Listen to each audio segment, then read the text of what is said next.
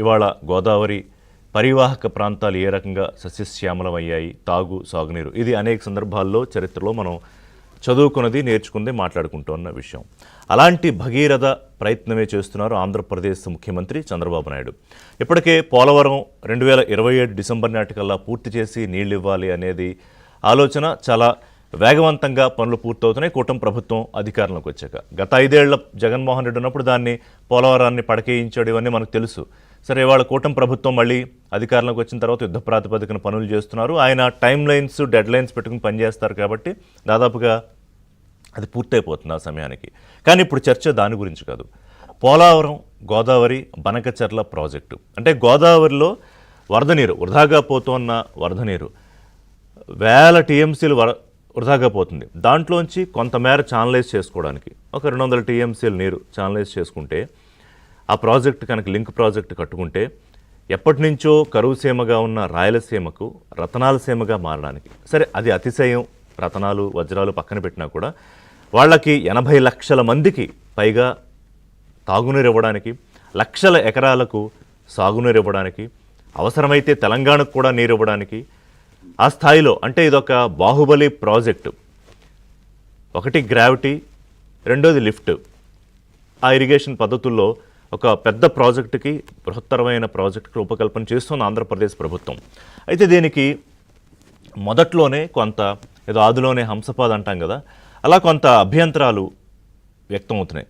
ఎందుకు వ్యక్తమవుతున్నాయంటే తెలంగాణ ప్రభుత్వం, ఉత్తమ్ కుమార్ రెడ్డి దీన్ని అడ్డుకుంటామని చెప్తున్నారు. సరిగ్గా ఇవాళ సాయంత్రమే రేవంత్ రెడ్డి అధ్యక్షతన ఎంపీలతో, అంటే తెలంగాణలో అఖిలపక్ష బృందం ఎంపీలతో, రాజ్యసభ కానీ లోక్సభ కానీ వాళ్ళతోటి దీని మీద Uttam Kumar Reddy power point presentation ఇవ్వబోతున్నారు. అంటే ఇక్కడ వృధా జలాలను వాడుకుంటున్నాము, ఎక్కడా నికర జలాలను ముట్టుకోమని మంత్రి నిమ్మల రామానాయుడు, ఆంధ్రప్రదేశ్ జలవనరుల మంత్రి, నిన్న పవర్ పాయింట్ ప్రజెంటేషన్ ఇచ్చారు. చాలా డీటెయిల్డ్గా ఎక్స్ప్లెయిన్ చేశారు. అసలు ఏమిటి ప్రాజెక్టు, ఎందుకు తలపెట్టాము, మొత్తం డీటెయిల్స్ అని చెప్పుకొచ్చారు. అలాగే తెలంగాణలో రాష్ట్రంలో ఉన్న రాజకీయ విభేదాలు, అంతర్గతంగా ఉన్న పోరు, అలాగే ఒకవైపు కాళేశ్వరం కమిషన్ మీద విచారణ జరుగుతోంది. వీటినన్నింటినీ పక్కదారి పట్టించడానికి డైవర్షన్ పాలిటిక్స్లో భాగంగానే పోలవరం బనకచర్ల ప్రాజెక్టు మీద పడుతున్నారు. అంతేగాని దీని మీద యాక్చువల్గా ఏం వివాదం సృష్టించడానికి ఏం లేదు అని చెప్పేసి మంత్రి అంటున్నారు. మరి ఏమీ లేకపోతే ఇంత సీరియస్గా అసలు సిడబ్ల్యూసీ నుంచి అనుమతులే రానివ్వము ప్రాజెక్టు అని ఎందుకు అంత సీరియస్గా తెలంగాణ ప్రభుత్వం అంటోంది. ముఖ్యంగా ఉత్తమ్ కుమార్ రెడ్డి దీని మీద చాలా సీరియస్గా తీసుకున్నారు. రేపు మళ్ళీ సిఆర్ పాటిల్ను కలవబోతున్నారు, కేంద్ర జలశాఖ జలశక్తి మంత్రిని. సరే, మరోవైపు మాజీ ఇరిగేషన్ మినిస్టర్ హరీష్ రావు దీని మీద తాజాగా కాళేశ్వరం పవర్ పాయింట్ ప్రజెంటేషన్లో భాగంగా ఈ విషయం కూడా ప్రస్తావించారు ఆయన.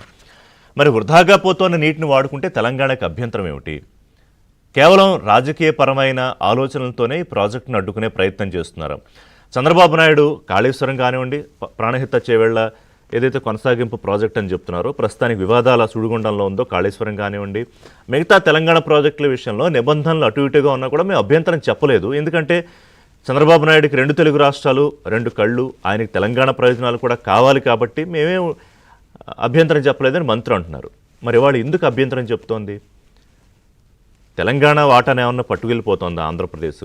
సముద్రంలో ఉప్పు నీటిలో కలిసిపోయే నీళ్లు వేల టీఎంసీలు వృధాగా పోతూ ఉంటే మరి ఎందుకు అభ్యంతరం చెప్పాలి? గతంలో కేసీఆర్ కనీసం 1000 టీఎంసీలు తరలిస్తే తప్ప, ప్రాజెక్టుల రూపకల్పన ద్వారా తరలిస్తే తప్ప రాయలసీమకి కరువు బాధ నుంచి బయటపడే అవకాశం లేదు అని ఆయన చెప్పిన మాటే. నిన్న మంత్రి ఆ ప్రజెంటేషన్ సందర్భంగా ఆయన వ్యాఖ్యలు కూడా చూపించారు, 2-3 సందర్భాల్లో చేసిన వ్యాఖ్యలు. సో మరి ఇంత స్పష్టంగా ఆంధ్రప్రదేశ్ ప్రభుత్వం చాలా పగడ్బందీ ప్రణాళికతో దాదాపు 80,000 కోట్ల ప్రతిపాదిత వ్యయ అంచనా, అది కూడా ఏం ఒకసారి తీసుకొచ్చి డంప్ చేయాల్సిన పని లేదు. దీనికి చాలా కేటగారికల్గా ప్లాన్ చేశారు. ప్రభుత్వం నుంచి ఏమీ ఎక్కడి నుంచో నిధులు తీసుకొచ్చి పెట్టాల్సిన అవసరం లేదు. ఎందుకంటే చంద్రబాబు నాయుడు విజనరీ. ఒక 25-30 ఏళ్ల పాటు దీనికి ప్రైవేటు భాగస్వామ్యంతో ఏ రకంగా చేసుకెళ్ళాలి, వాటికి ముందు పెట్టిన తర్వాత నిధులు వచ్చేలాగా ఇదంతా చాలా స్ట్రాటజిక్ ప్లానింగ్. సరే, అది సెకండరీ, నిధుల విషయం. అసలు మొదట్లో మీరు ప్రాజెక్టే కట్టద్దు మొర్రో అంటే తెలంగాణ, మరి దీన్ని ఎట్లా ఎదుర్కొని ముందుకెళ్తారు? ఛాలెంజెస్ ఏమిటి? అలాగే ఈ ప్రాజెక్టుతో పాటు ఇది అవ్వాలంటే పోలవరం పూర్తి అవ్వాలి.